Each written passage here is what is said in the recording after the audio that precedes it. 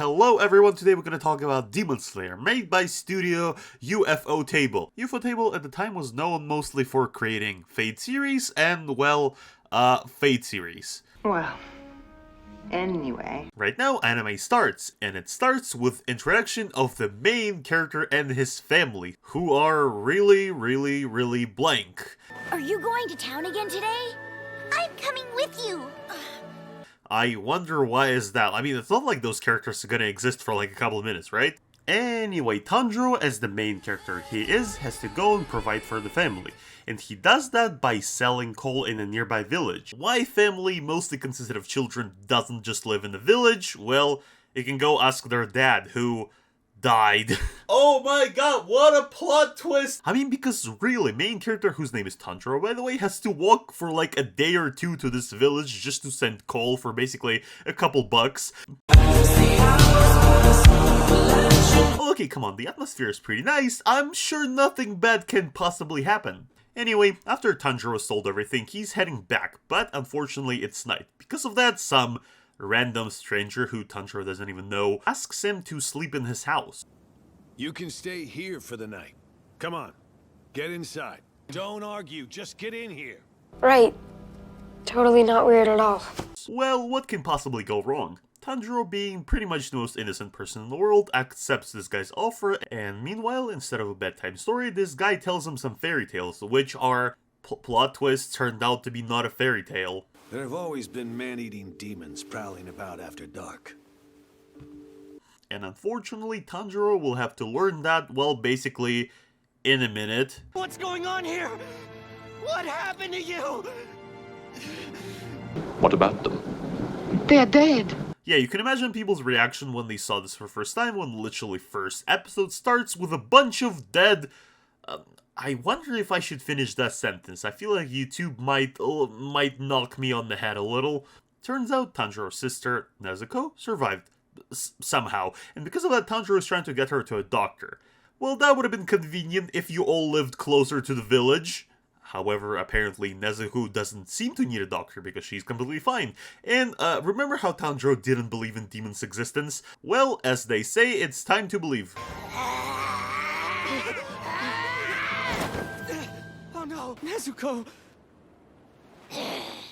What is that face? It doesn't look good. Honestly, if during this scene it was night, pretty much it would have been a horror movie. Just imagine, it's forest, winter, your house in the middle of nowhere, you find your whole family dead, and the only survivor of this catastrophe is trying to kill you, meanwhile acting like a, I don't know, like a cocaine bear. Bruh, sorry, I just still cannot believe that movie exists. However, Tundra, being as nice as he is, attempts to reach Nezuko's human side, which even works a little. Though only a little, because she still remains very aggressive. However, luckily for Tanjiro, out of nowhere, a demon hunter appears. Yeah, okay, just to quickly explain it, basically in this world, demons are semi-super powerful humans who are acting like vampires. Basically, they need blood and killing humans to survive, and they're also afraid of light. Well, light and Demon Slayer's katanas, because those katanas replicates sunlight? Well, I don't know, magic, I guess?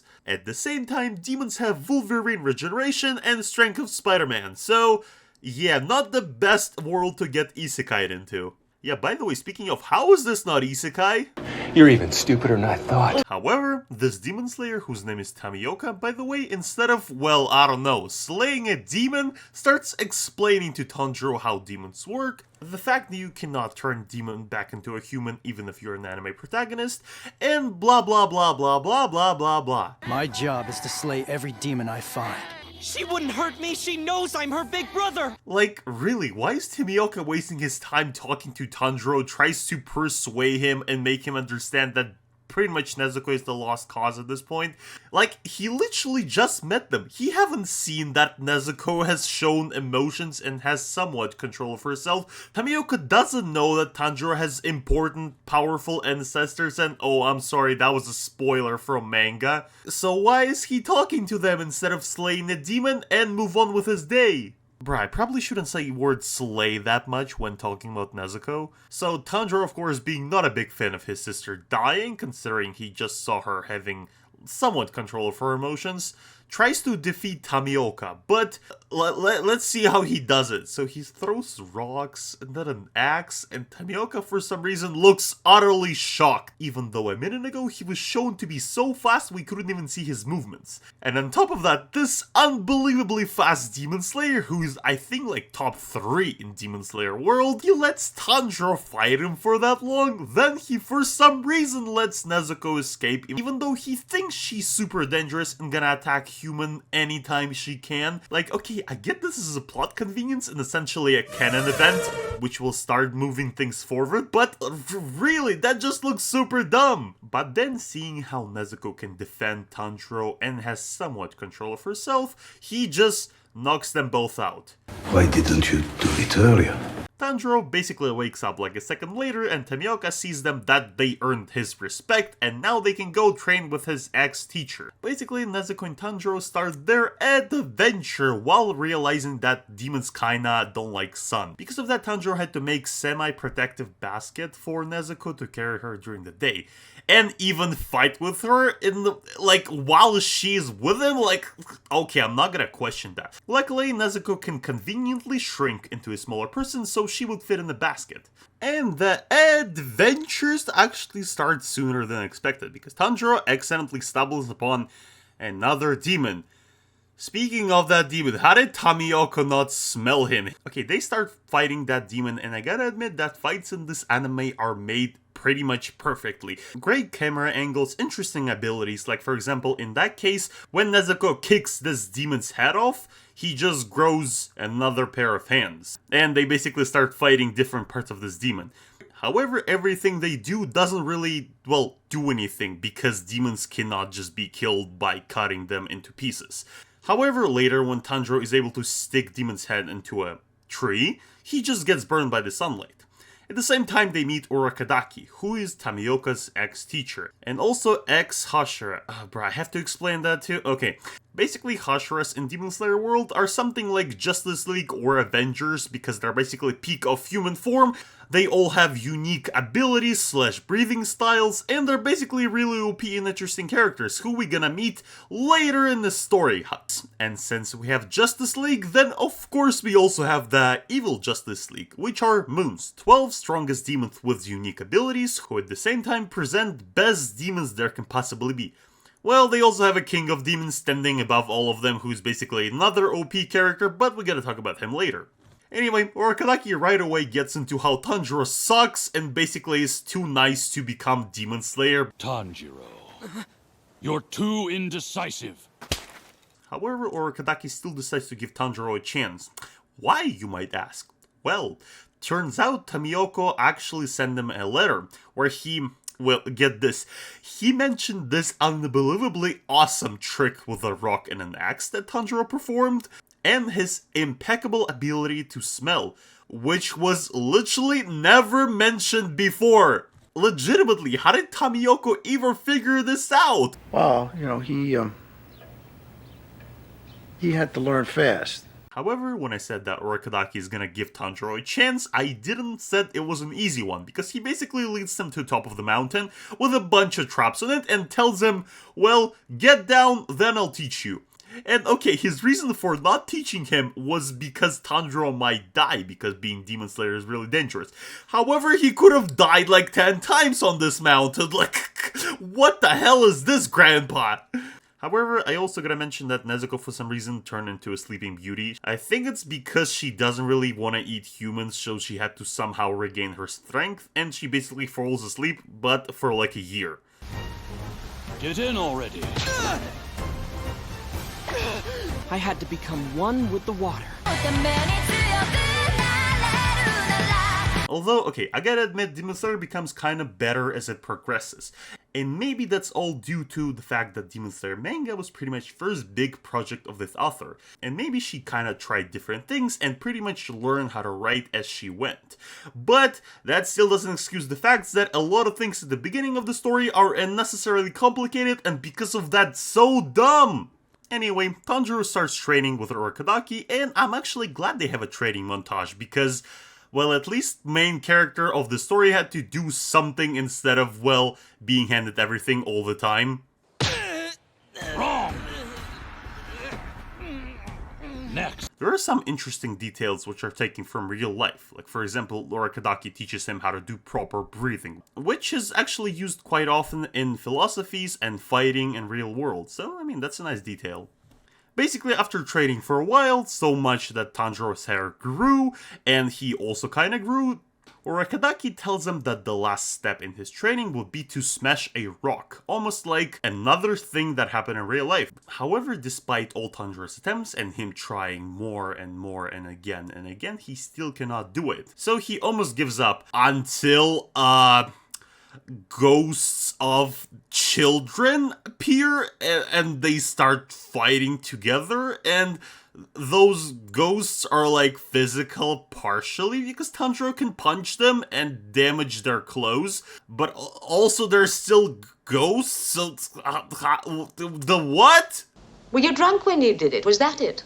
Remember how I said things were unnecessarily complicated? Yeah, that's one of those things. Basically, Tanjiro fights them for a little while until they straight up tell him what to do. And, well, okay, he does just that, and after that, beats the Ghost Child. I forgot his name, so I'm just gonna call him Ghost Child, and automatically, at the same time, smashes the rock. Urakadaki sees it and finally acknowledges his potential, saying that he's worthy and sends him to Demon Slayer training. And after he passes that training, he'll finally become an official Demon Slayer, a part of this unofficial secret organization. Tonight, you've come to enter the Demon Slayer course final selection. Come play with us. However, the training is kinda odd, because it's basically Hunger Games. And then happens anotherly, I don't even know how to explain it. Basically, when Tanjiro sees demons again, this time he sees strings, which represent their weaknesses.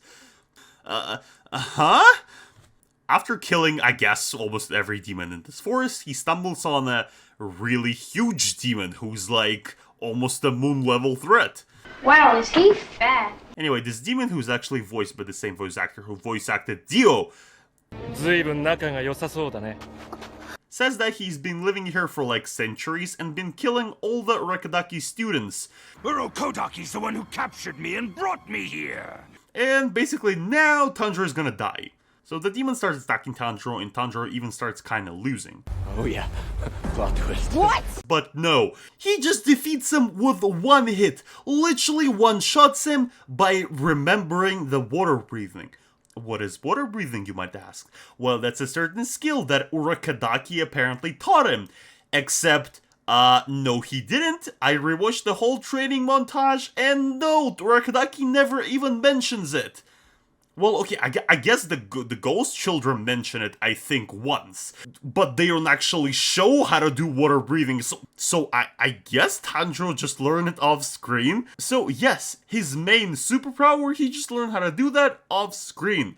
Freaking great! It's like, imagine if you're watching Iron Man movie, Iron Man escapes from the cave, realizes he can build an Iron Man suit, and next scene, boom, he just has it. Like, we wouldn't see the whole process of building it, testing it. Really, this is so lame! I am disappointed. Anyway, Tanjiro comes out of a forest, and turns out of the bunch of kids, only 4 survived, including Tanjiro. So yeah, we don't exactly know if those kids just ran away or died, which is kind of menacing and creepy at the same time. Anyway, all the 4 Demon Slayers are forced to choose the metal out of which their katana is gonna be built, and yeah, they can just leave. So Tanjiro comes back to Urakadaki, and Urakadaki thanks him for killing murder of all his students, aka that fat Dio demon. So, hang on, you knew that there is a really powerful demon, which none of your students were able to beat, and you were just sending those students to the exam, knowing that this demon is specifically looking for them. Bruh, how about, well, I don't know, you just go and kill that demon because, well, obviously none of the students are able to defeat him because he's super strong. Tanjiro was only able to defeat him because of plot convenience. Are you serious, old man? Please tell me that he's just confused. And the same day Tanjiro comes back from Demon Slayer exam, Nezuko also wakes up from a sleep, and there's a really nice scene of them reuniting. Anyway, after Tundra becomes a Demon Slayer, he receives his very own talking crow, which is not explained in the slightest. He can somehow communicate with the, headquarters of Demon Slayer. Anyway, Tanjiro also receives his very own katana, which turns black when he touches it, which means that he's very, very special because black color katanas are very rare. There aren't many demon slayers with black blades. This is Black Knife. Anyway, Tanjiro now has to go and fight his very first enemy, which is a demon who steals little girls. Move out of the way, you little punk! The girl's 16 already. She's losing flavor by the second. Oh god, I don't like that one. Although, in defense for this villain, he is not the only villain with that character trait. And for Tanjiro's first mission, he basically wins a lottery.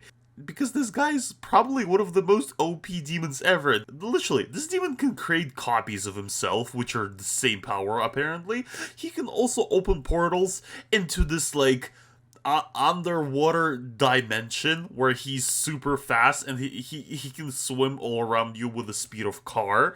And Tundra somehow was able to defeat him when he has no air, when it's 1v3, and he barely knows any tactics or barely knows how to use water breathing. Anyway, after that, Tundra goes to eat some food and heal, but all of a sudden he catches a smell of somebody who was in his house when his family died. However, not gonna lie, even though it's a huge coincidence, it's still a pretty good twist that the plot finally kicks in and Tanjiro meets the creator of all demons, who looks like Michael Jackson. Well, at least this villain has a pretty sick sense of fashion. Anyway, I know this joke is overused about Michael Jackson, but he literally dresses like Michael Jackson almost all the time. I can't do anything. Anyway, so yeah, because Tundra is the main character, and he's the luckiest person in the world apparently, he accidentally stumbles upon the most powerful demon in the world, aka Demon King, aka the first demon to ever exist, who killed his family, and who just living life as a normal human. I don't like that one either. That makes two of us. Anyway, the villain's name is Kibutsuji Muzan, I hope I pronounced that right, and he got kinda surprised that Tanjiro found him. Considering how long he was hiding from demon slayers and creating moons and all other demons to protect him. And seeing that Tundra was prepared to slay him there and then, in front of all the crowd, no, he doesn't break his neck right away considering he's like 10 times faster and stronger. Instead, he makes some random guy into a demon, and Tundra just deals with that instead of, well, going after murder of his family. Why? Why did they do it? Bruh, I literally have absolutely no idea why Muzan just didn't kill Tundra there and then. All he had to do is tell his wife, "Excuse me, madam, I gotta talk to this child, who I definitely know and we didn't just met." Then he leads Tundra to, like, I don't know, some back rooms or whatever, considering he has a demon that can literally teleport anybody into the infinite castle, which they cannot escape. Just quietly kill Tanjiro, return to his wife, and that's it. Nobody else would have been able to do anything. Yes, okay, you can get a little bit in the Demon Slayer plot and consider the fact that Tanjiro has the earrings, which look like the earrings of the guy who was able to almost kill Muzan a couple years ago. However, if Muzan was so afraid of this guy, he thought that this guy was so powerful, why the hell did he send like 2 weakest demons possible to go and kill Tanjiro instead? Because after he took care of his fake family, he literally just went somewhere random, killed some rando people while explaining to them how his blood functions and how he can turn people into demons. What do you think would happen if I gave you a constant stream of my blood? Then summoned like lowest rando demons possible and told them to go and kill Tanjiro. Bruh, we later find out that you have some strong demons up your sleeve. Bruh, like, oh my god, how stupid this is. Meanwhile, Tundra meets more demons, what a surprise, in the anime called Demon Slayer. So, if you don't mind, I'd like to lend you a hand. Why in the world would you... Now that is a good question. Although the demons that he meets right now, Tamayo and the... I'm gonna call this guy annoying-ass kid because, well, he's annoying-ass kid. I know, we're already coming! But take back what you said about her! Who are not as bad as Muzan and other demons we saw. Turns out they were somehow able to control their hunger, and instead of eating humans, they just purchase donation blood or whatever and eat that instead. Well, in classic Twilight fashion. And basically those characters are also somewhat of a plot convenience because they out of nowhere know and explain that Nezuko's condition is actually very, very rare. And they also might create an antidote for Nezuko and turn her back into a human if Tanjiro gathers enough moon blood. But don't forget that Tundra is the luckiest man alive because 2 moons just show up at their doorstep! Oh, actually, a little commentary here. Turns out those guys are not exactly moons. I thought they were moons before, but they're not actually moons. They're just... Well, I guess they're really some rando people. They're not even moons. They're just some randos that Muzan can summon in all time and just do random shit for him.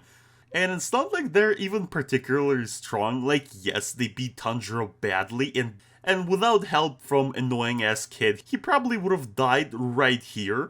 However, it almost feels like the creativity in those demons are... It's kind of lacking, because one of the demons has a superpower to basically just kick balls. Yes, he has a couple balls he can just make out of nothing, and she can throw them, and those balls can smash everything. And another guy has a telekinesis of some sort, but this telekinesis works by arrows, which are invisible. But after annoying-ass kid gives Tanjiro a magical eye or something, he can see those arrows. And after Tanjiro does a couple of combos or water breathing, he successfully defeats both of them.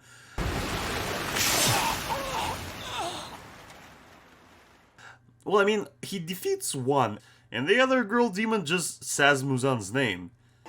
You can't comprehend the power he wields! No one's stronger than him! Not Lord Kibusuji!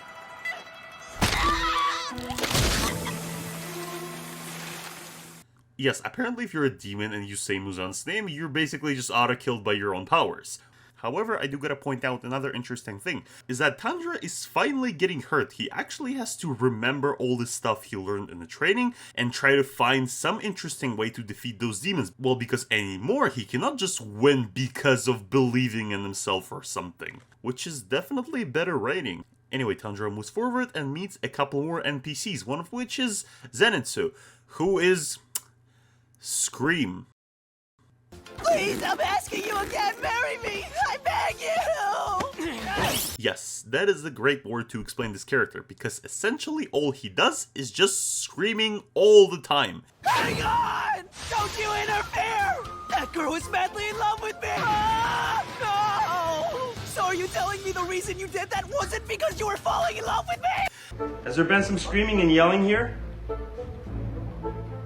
Yes. Anyway, Tanjiro decides to team up with them because why not? We need more sidekicks to the story, and goes into another boss fight where apparently some demon has trapped a child in the house. As Tanjiro enters the house, he realizes that this demon has control over surroundings, and he and Zenitsu have a little problem, because this demon actually used to be a moon, but Muzan kinda kicked him out because this guy was too nice and kinda refused to eat more humans to get any stronger.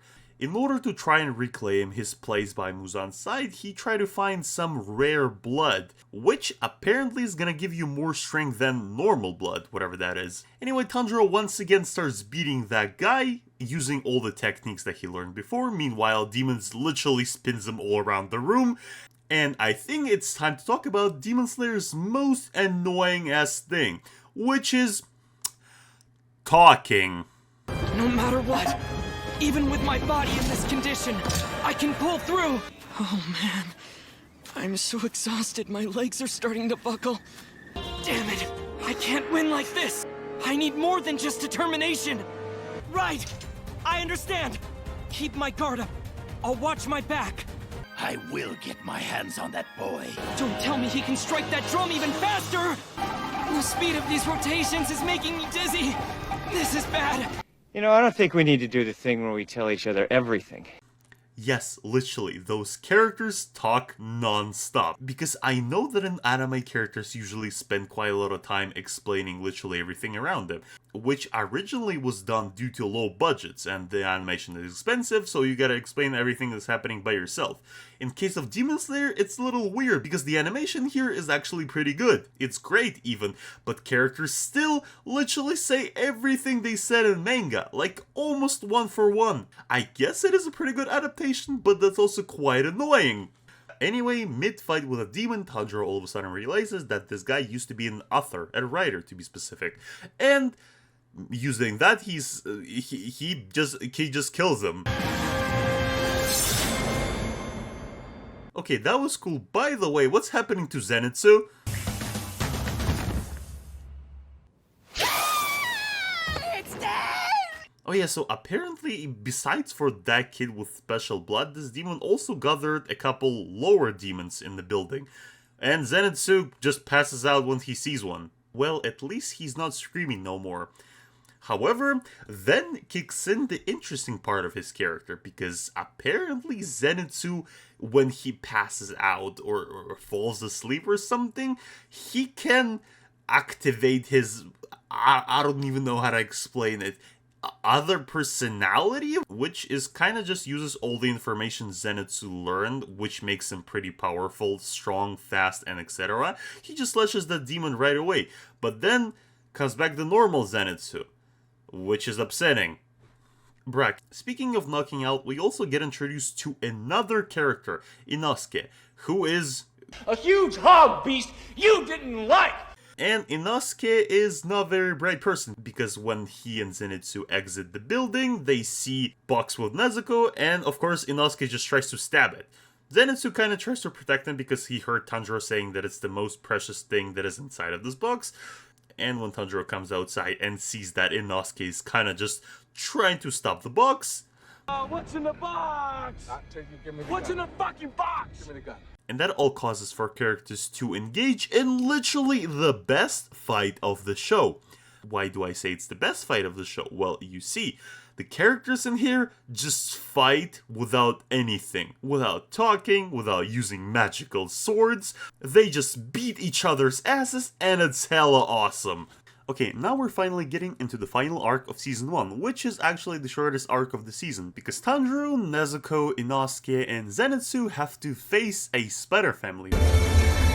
Bruh, not that spider family! And one of the demons in the spider family is actually a Moon, whose deep motivation was to create a family for himself because his own human family was horrible to him and kinda, well, not actually horrible. I'm telling you all this now because they only tell you his motivation pretty much when he dies, like moments before he dies. That's actually the issue with many villains in this story, because you literally only know stuff about them the moment they die. Before that, you literally know nothing of their motivation or why they even do, well, whatever they do in the plot. Anyway, our main team, after chilling in some grandma's house, get a message from crows that they have to go to a mountain because several demon slayers before them disappeared there. When they go there, they find those demon slayers who are controlled by webs, and they have to fight them a little. But they just kinda...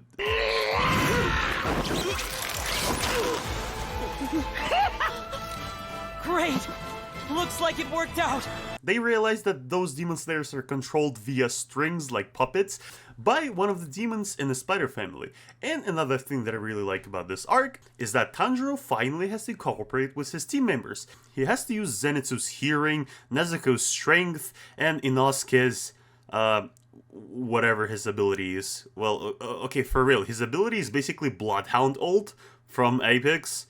It's rare that the hunter does not take down the prey. And using that ability, they found the mother, and Tanjiro just, well, kills her.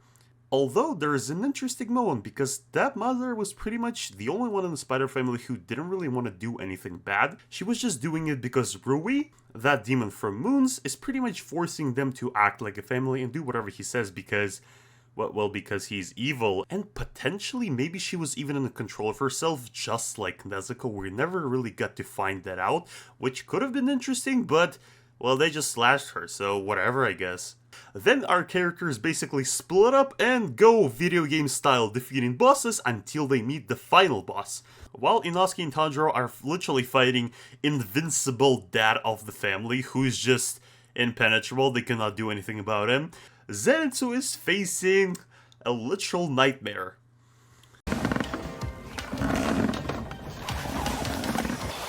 It's huge!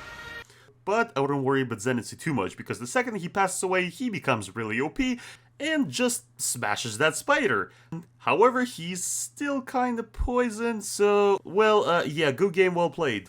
Meanwhile, Tanjiro finally finds Rui, who is just beating his sister up. Even though she probably could have helped, considering main characters just literally wiped away half of your family. Also, bruh, I just love that scene. Even I can deal with a kid. No, wait! Don't do it! And then happens actually interesting confrontation. It is kinda random, but still pretty interesting. Because Rui's beliefs about family are directly opposite from Tanjiro's. Tanjiro is the one who values his sister, he cares about her. Rui, on the other hand, doesn't care about his family. He wants them to do anything as long as he is happy. However, Rui doesn't care about his family so much, he's ready to just replace him. And right now when he sees that Nezuko was ready to let herself perish as soon as she saves Tanjiro, he lets Tanjiro go if Nezuko stays with him. Tanjiro, of course, tells him to fuck off, and not gonna do that. That's a good answer, it was the right thing to do. Which actually causes my favorite scene. Is she your sibling? I want you to give her to me. I'm your elder sister! You can't abandon me! Shut up! Bruh, I don't know why, but emotionally this scene fits so perfectly to the conflict. I don't really like that Rui basically comes out of nowhere, but I do like the emotion conflict between him and Tanjiro.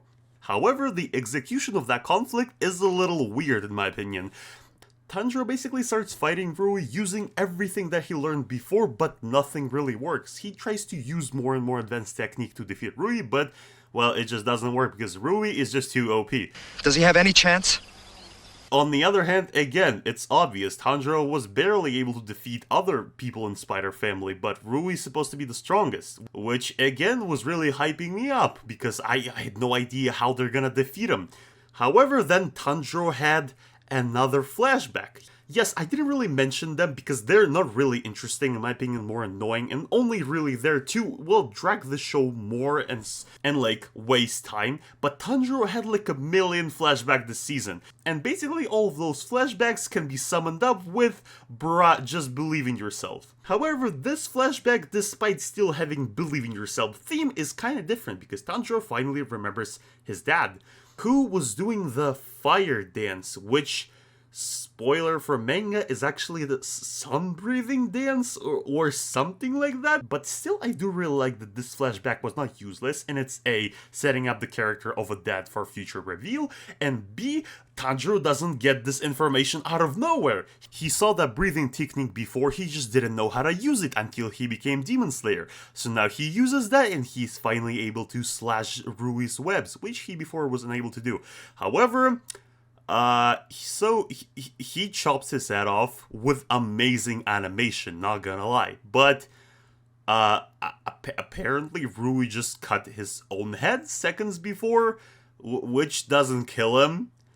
But instead of like finishing Tanjiro or Tanjiro just trying again, Tamioka shows up, this Demon Slayer from the beginning, and just literally one-shots Rui. Like, what was this old build-up for if a random OP guy just shows up and just solves the problem for you? Also, Tamioka was not the only one who showed up to the scene. He was also sent here with, Butterfly Girl. I'm Butterfly! This is Shinobu, by the way. She somehow cures Zenitsu. Yeah, I have no idea how she got a cure for the spider venom, but, well, okay. And actually, why did she even cure him? Maybe he would have became Spider-Man, like, come on. That's how the story's supposed to go.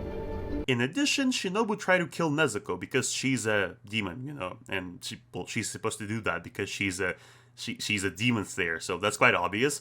However, Tamioka tries to stop her, which leads to a funny conversation in my opinion. It was 2 years ago. Are you about to go into a long-winded story from the past? However, all the budget was wasted on the fight with Ryuk. Oh? I mean Rui, bruh. Bruh, I just watched Death Note recently, sorry. Because leader of Demon Slayers basically sends a message saying that he wants to see Nezuko and Tanjiro by himself. Well, not literally because he's blind. But whatever, I guess. Okay, right now I kinda wanna stop, because in my opinion, it kinda where the season should have ended. But necessarily everything after that point starts action for season 2, so I'm probably gonna talk about in the next review. In conclusion, Demon Slayer Season 1, in my opinion, is the weakest, because basically there's a lot of stuff that doesn't really need to be there, that needs further explanations, or is just there to explain stuff or waste your time. Also, the show has so much talking, and before the next seasons came out, it was literally carried by the animation only. Because if you cut out the amazing fight in the animation, and actually overall pretty good art style, probably nobody would have watched that. However, in the show, I still really like the world building and overall plot, even though it's pretty simple, but it works. So if you like that video, go follow me, write in the comments how wrong I am, and be on the lookout for next reviews, because I'm also gonna review other seasons, and I'm currently working on reviews of Attack on Titan. And everybody likes Attack on Titan. Okay, bye!